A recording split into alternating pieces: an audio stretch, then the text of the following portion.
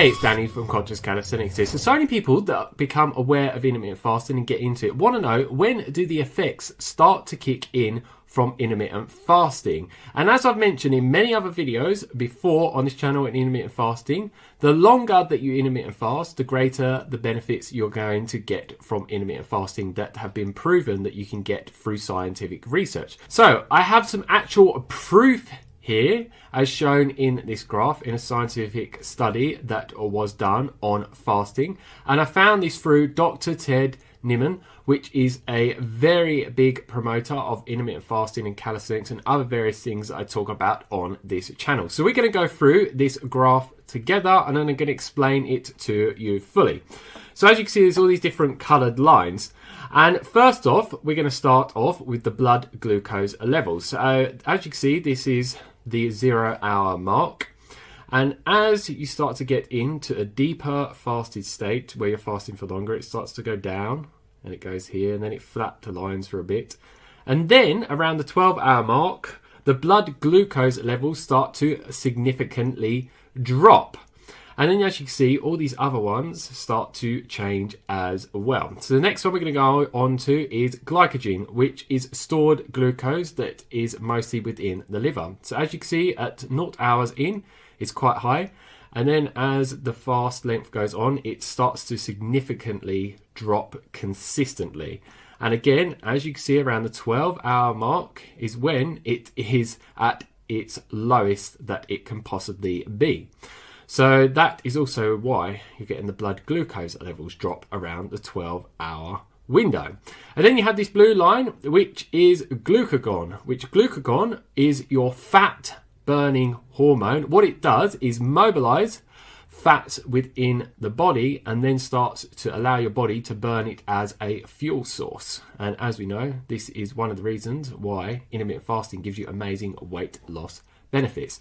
So as you can see here, it is low at the 0 hour window, and then it starts to slowly creep up, flatlines for a bit, and then starts significantly going up again around the 12-hour window with fasting, which is really, really good.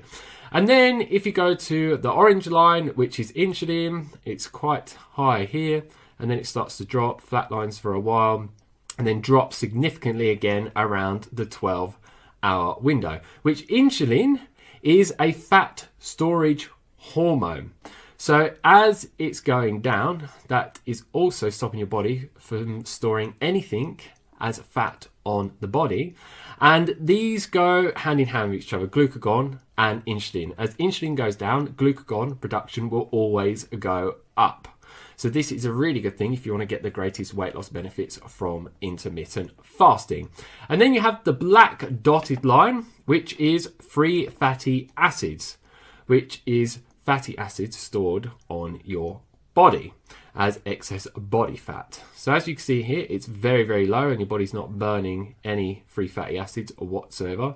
And yet again, this is mobilizing the fatty acids so then your body can actually use those fats as a fuel source, and then you can actually start to reduce your body fat percentage.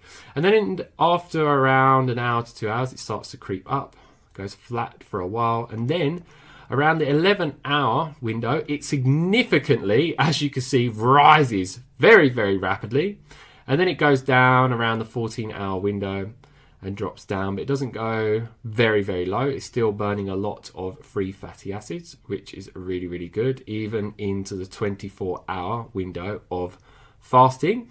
And then last but not least is the blood ketones levels, which starts out relatively low, and then it starts to slowly creep up and up and up and up and up.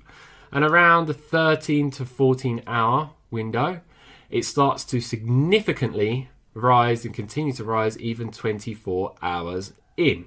So as you can see, most of the magic is happening around 12 hours into fasting, because a lot of people ask me, what is the minimum amount they can fast to get the benefits? A lot of people say, can I do 10, 11, 12 hours? Well, no, not really. You don't even want to be stopping around the 12-hour window, because the benefits start to significantly increase with all of these different things in a very positive way, or decrease, because obviously you want the blood glucose to go down and glucagon to go down, but you want the free fatty acids to go up, the blood ketones levels and the glucagon production to go up. So yeah, this is why I recommend that most people at least do a minimum of 16 hours to get the greatest benefits from it. Whether you're just trying to optimize your health or maximize muscle growth or just improve your body fat percentage and help you burn a lot of fat, or whatever benefits you're looking to get from it.